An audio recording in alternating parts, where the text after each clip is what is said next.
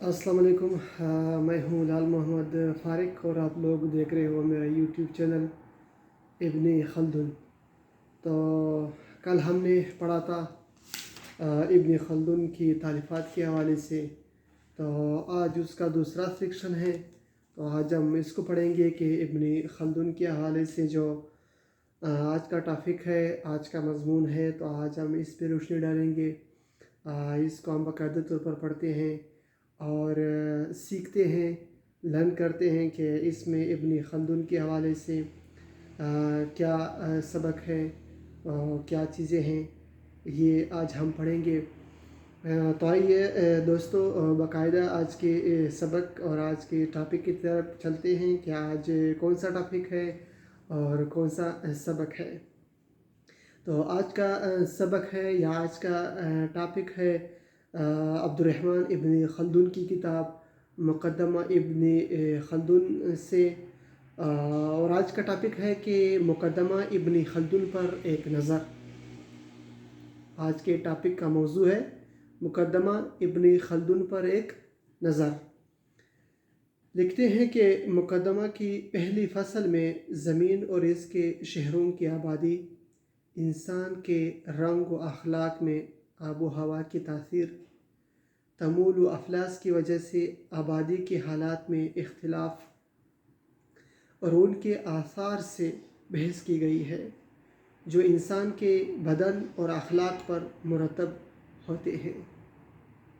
ये बहस इस मसला से बहुत कुछ मुशाबे है जिसको आजकल उलमाए यूरोप ने इब्न खल्दुन के 500 बरस बाद नशो इर्तिका के नज़रिए की सूरत में पेश किया गया।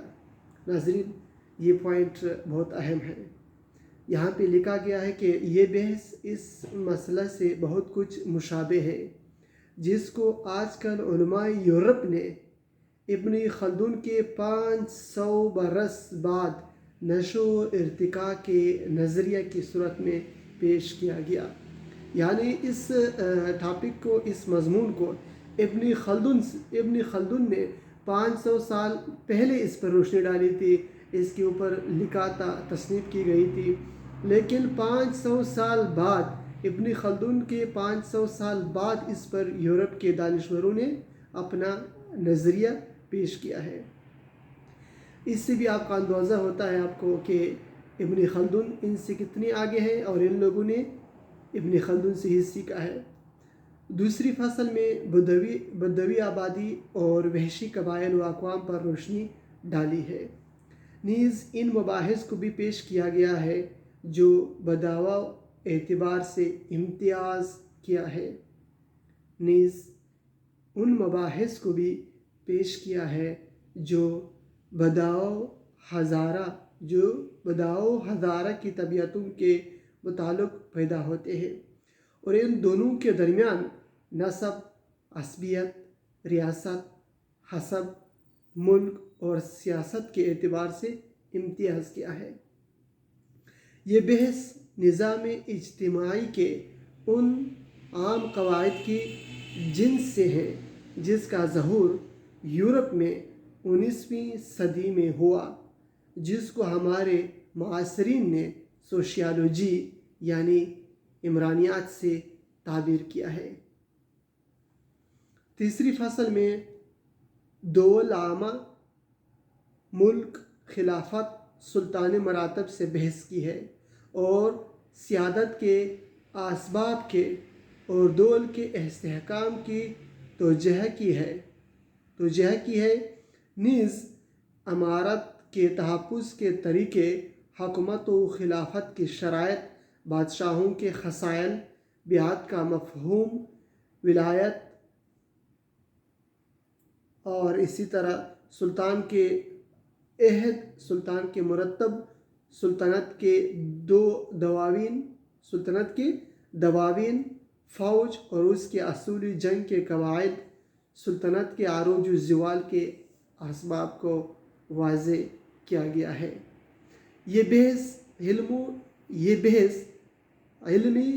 इल्मी व अमली सियासत की किस्म से है।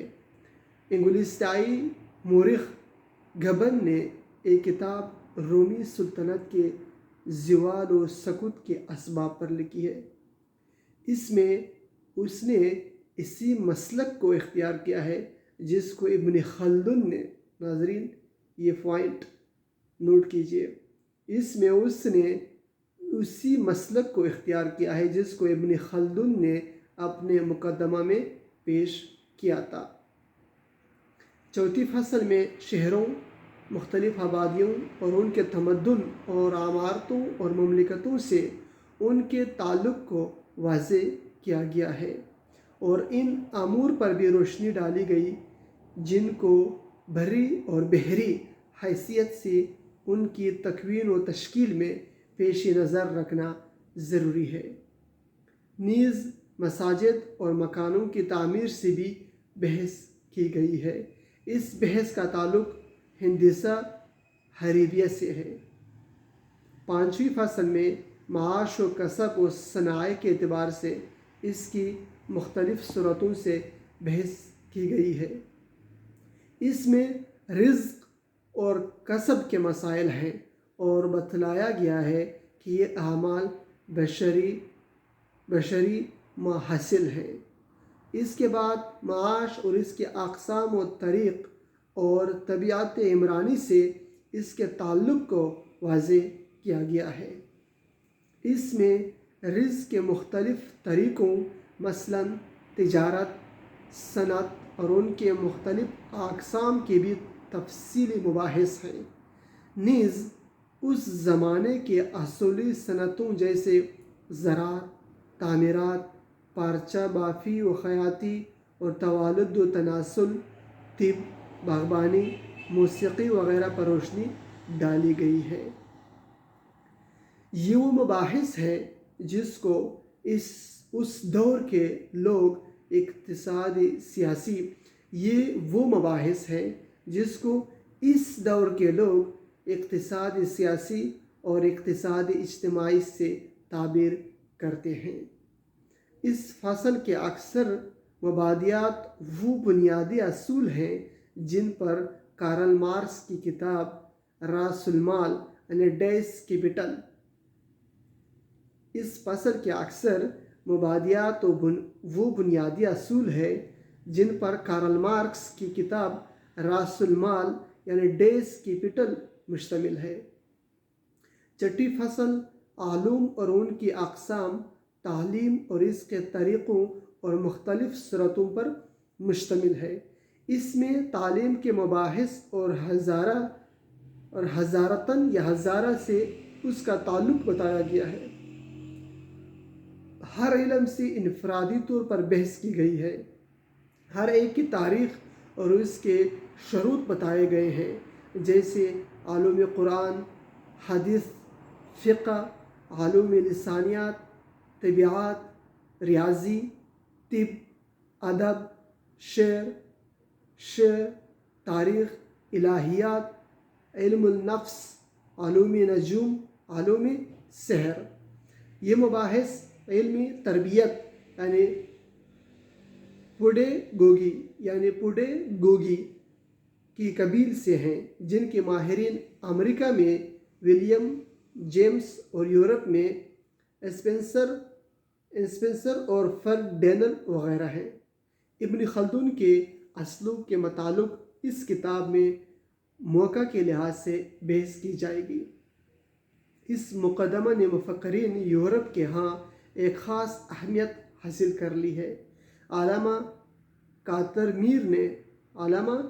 کاتر میر نے اس کا پیرس کے قومی کتب خانے کے نسخے سے فرانسیسی زبان میں ترجمہ کیا ہے۔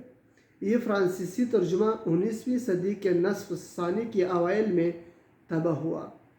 اس کی بعض فصول کا ترجمہ انگریزی، جرمنی، اطالوی اور ترکی زبانوں میں بھی کیا گیا ہے۔ یورپ کے تمام بڑے کتب خانوں میں اس کے مطبوعہ و قلمی نسخے پائے جاتے ہیں۔ تو یہ تھی دوستو ابن خلدن کی کتاب مقدمہ ابن خلدن کے حوالے سے آج کا ٹاپک، آج کا مضمون جو آپ لوگوں نے شاید سنا ہوگا اور آپ لوگوں نے اس کو انجوائے بھی کیا ہوگا. تو انشاءاللہ یہ سلسلہ اسی طرح جاری رہے گا اور اسی طرح میں روز ایک ٹاپک عبد الرحمن ابن خلدون کی کتاب مقدمہ ابن خلدون کے حوالے سے آپ لوگوں کو ایک ویڈیو میں سناتا رہوں گا اور اس میں میرے اس یوٹیوب چینل ابن خلدون پہ ڈالتا رہوں گا. تو انشاءاللہ پھر کل ملتے ہیں کسی اور اچھے ٹاپک کے ساتھ، کسی اور سبق کے ساتھ، کسی اور مضمون کے ساتھ. تو تب تک کے لیے اجازت دیجیے. آپ تمام دوستوں کا یہ ویڈیو دیکھنے کا بہت شکریہ. میں ہوں لال محمد فارق. آپ سب کا بہت شکریہ. خدا حافظ. السلام علیکم.